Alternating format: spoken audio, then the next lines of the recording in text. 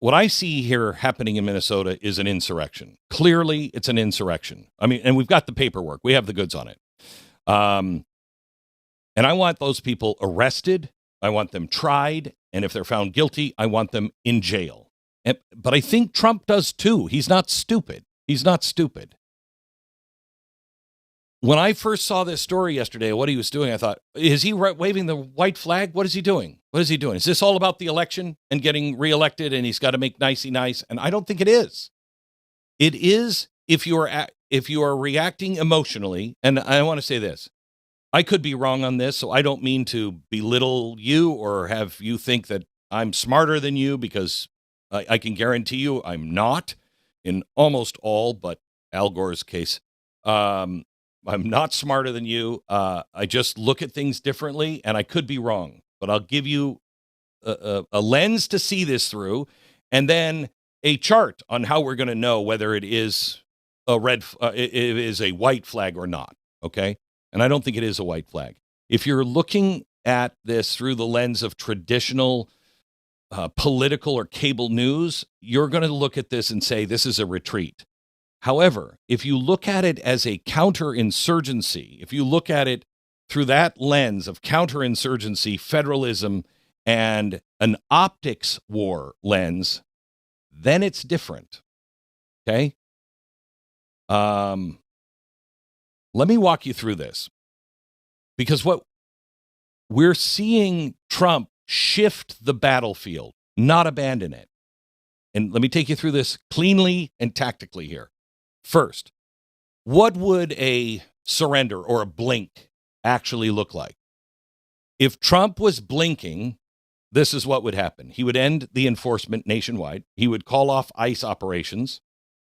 He would publicly repudiate Homan or Miller.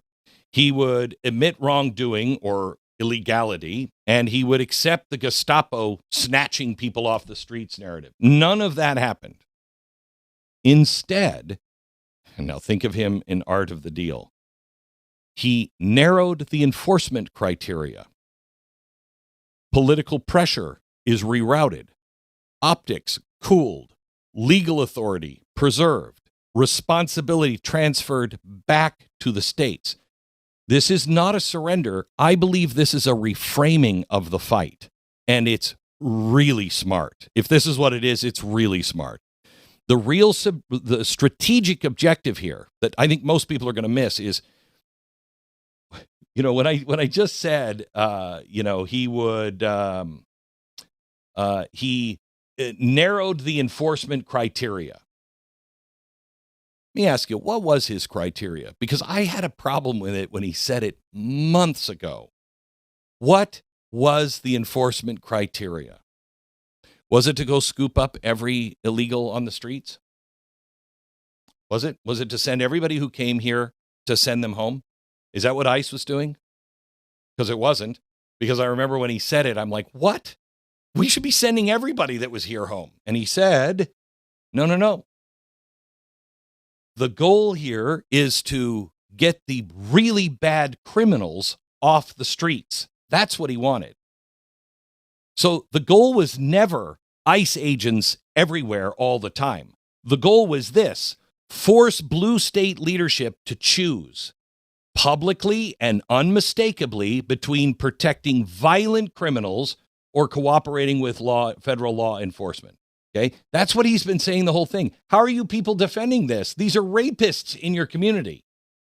So what Trump has just done is he has separated into three groups.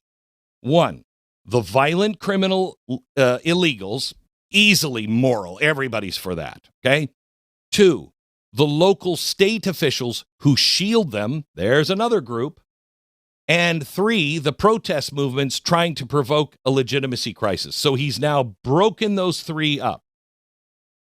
Minnesota was sliding towards a designed confrontation. Street chaos, viral clips, allegations of federal overreach. The Senate Dems were threatening a shutdown. The media was building an authoritarian. We were headed towards everything that there's no way out, okay? And that environment only benefits one side, and it isn't the Trump side. It's not our side.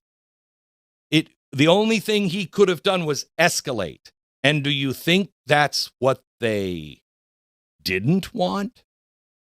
That's exactly what they wanted. So he changed the terrain. He also, and this is telling to me, he also went and relieved the U.S. Border Patrol commander, Gregory Bovino. So this was part of it that really bothered me, okay? Because it's the hardest part emotionally. Here's a guy who was very, very clear on things, but it is the clearest tactically. Bovino was a guy who was saying, I mean, he even said something that was absolutely wrong this weekend. You don't have a right to carry a gun at a protest. No, you don't have a right to interfere with police. Once you engage with police and you're carrying a gun, then that's a different story. But he said a lot of things. He was defending some things that I thought were a little indefensible. But he was a lightning rod. He was a walking headline. He was a pretext for the Senate Democrats. I mean, he was a symbol. Whether it was fair or not, doesn't matter. Perception is reality. He was rogue federal officer escalating online while operating in a blue city. That's poison if you're in an optics war. And every war must worry about optics. If you're going to win, you have to worry about optics. So what does Trump do? He rotates that guy out. Well, now the Senate shutdown talks, that weakens that. They're not. How are you going to shut down? He's giving, right? The media narratives loses the villain. The Department of Homeland Security regains message discipline, and the fight moves from personality back to policy. This is classic Trump. What does Trump say in Art of the Deal? And we've seen him do it over and over and over again. Never die on someone else's hill. If it isn't the hill you chose, don't die on a hill they're choosing. Only die on the hill you choose. So when he talks to Walz and Fry, I don't think this is capitulation. I think these were traps. Let me read the 3-point plan again carefully, okay? What he didn't ask for. He didn't ask for sanctuary repeal. He didn't ask for universal cooperation. And he didn't ask for mass raids. He asked for one narrow, morally defensible thing, okay? Turn over the illegal immigrants already in prison and in jail for rape and murder and everything else. That's it, which is what he said he wanted in the first place, okay? I think this whole push, again, has been Overton window. He wanted the ones who were on the streets raping. That's who they were arresting. Now he's just said, give me the ones you already have in prison, okay? This does two things. It isolates the extremists. Because if Walz and Fry refuse that, well, now, excuse me, I said you do it. I'm not asking for everybody, all the Somalis that live on the street. I'm asking for the rapists and the traffickers and the violent offenders, the ones that you have already arrested. Why are you defending them now? They have to go on record, no ambiguity. That takes all of the political weight off of them and shifts it back to Trump. It shifts accountability. Now Trump can actually truthfully say, look, I offered a focused, humane, criminal-only solution, and they're still standing in the way. That's devastating in court. That's devastating in Congress. That is devastating in public opinion. Win. Next, agents are leaving Minneapolis. What does that mean? When I read that, I'm like, what? This line is doing enormous psychological work for the left. Or is it? Because what's likely happening is metro surges are scaling down, the overt presence is reduced, the intelligence warrants and targeting is continuing, but cooperation is demanded through custody and transfers instead of street ops. Get those guys first. In other words, less spectacle, same authority, cleaner lanes. I've been saying for the last few days, Trump wants this to be boring. He wants this to be boring. This should not be a daily spectacle. This should be boring. We're going and getting the good guys. we're going to get the bad guys and the good guys are winning. But that's not what's happening now. Trump does not need ICE agents clashing with protesters on camera to deport criminals.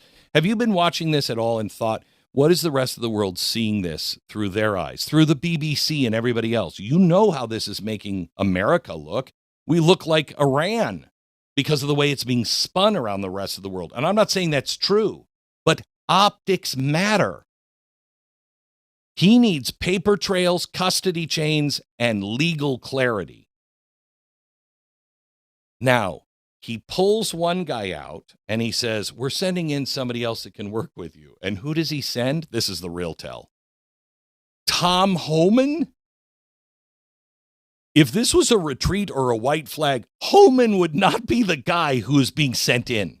Okay? Instead, Homan is sent in. He's the face. He's the negotiator. He's the enforcer after all the political dust settles.